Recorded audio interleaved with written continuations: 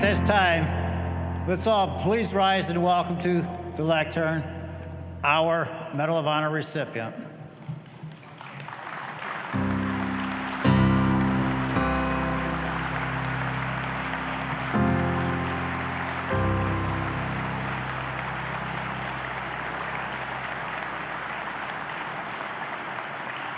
Thank you.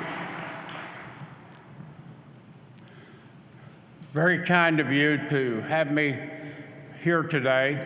I want to tell you first that the man who raised me was a man who served in World War I. He was proud of the fact that he was a teamster, which meant that he controlled mules and horses and things like that, drove a wagon. He was a proud member of the American Legion, and I grew up reading the magazines that he received on a regular basis, and they were a part of my formative years. I recently became a member of Post 30 of the American Legion in Lincoln, North Carolina. So I'm one of you now. Thank you.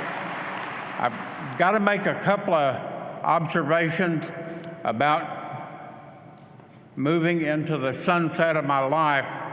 I sure appreciate my youth, and I wish I could go back, but it's not possible. But two things stand out about growing older. In the past, when I was doing 55 in a 70 zone, I was amazed at all the young people who passed and gave me what I thought was the #1 symbol. Until I had my son with me one day, and he told me, no, it's something else, Dad, and you know what it is. The other thing is, when I was a young man, very young man, I spent a lot of money drinking adult beverages so that I could stumble and fall and make a fool of myself.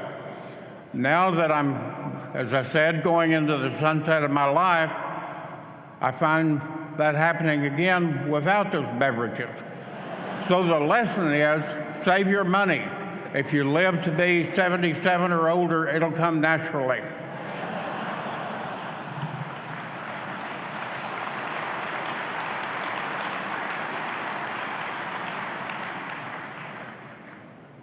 I was awarded the Medal of Honor by President Biden in July of 2022.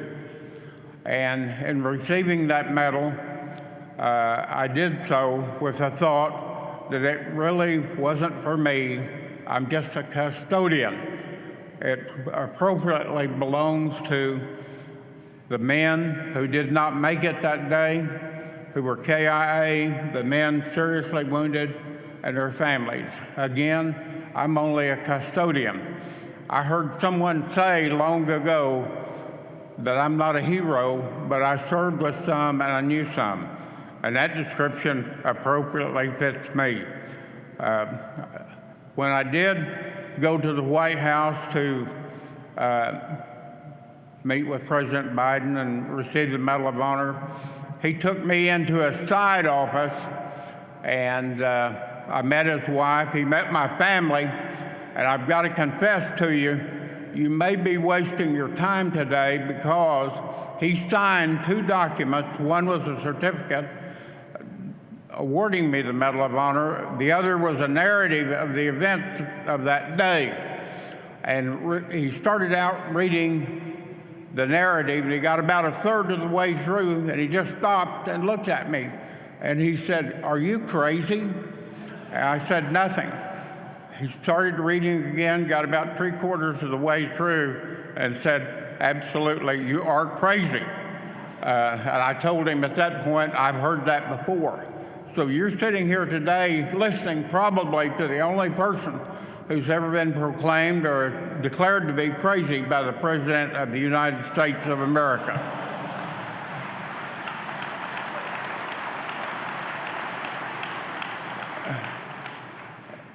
I grew up on the Cherokee Reservation. I had a friend who told me about a connection that he had with a member of the Plains tribes. And in the early days, there was no written history, just oral tradition. And what he told me was that Plains tribe emphasized that all their warriors performed an important job. Even the person who held the horses during dismounted raids performed an important task. I have a friend who served with me in Vietnam. His job was keeping all the radios operating and other communications gear. He does not like to come to these events because he feels like because he failed to be on the line constantly, he didn't perform an important task.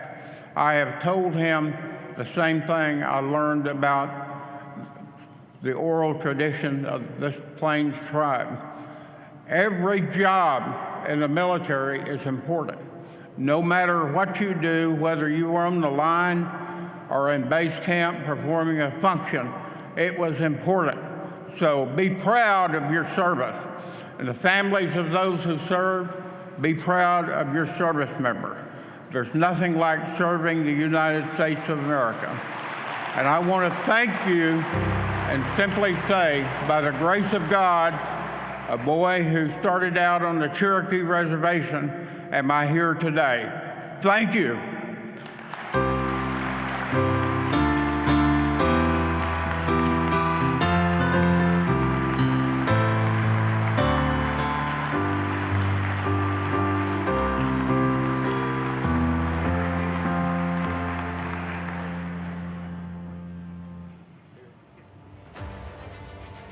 A lot of the Cherokee men had served in World War II and served in Korea. I wanted to go to Vietnam as soon as my training was completed. They said, there is a squad of VC breaking into the wire at Tan Son Nhut. You need to go down and put an end to it. There were only about 60 of us that went down in those two platoons, but instead of a squad, say 6 or 7 or 10 North Vietnamese, we encountered over 2,000.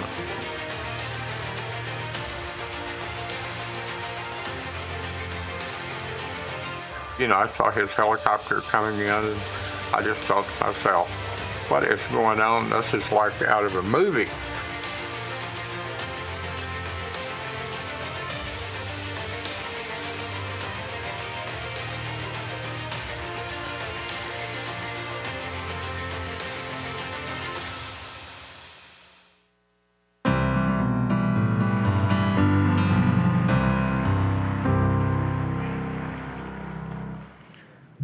Dwight, I know that you are already a member of the American Legion Post 30 in North Carolina, but at this time here, it's my honor to present you with a diamond lapel pin, and also, well, we just gave you a chance to speak before the whole delegation, but I also want to present you with my medallion, and from my heart to yours, I sincerely thank you. I thank you for everything, sir. Thank you.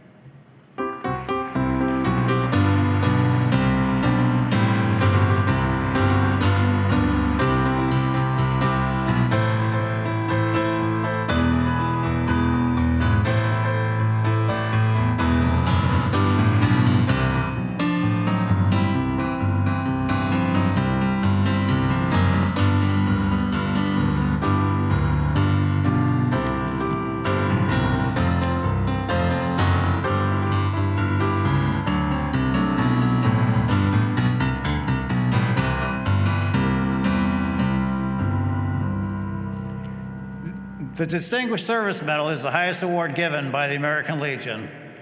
It requires the approval of the National Executive Committee. This year marks the 250th anniversaries of the United States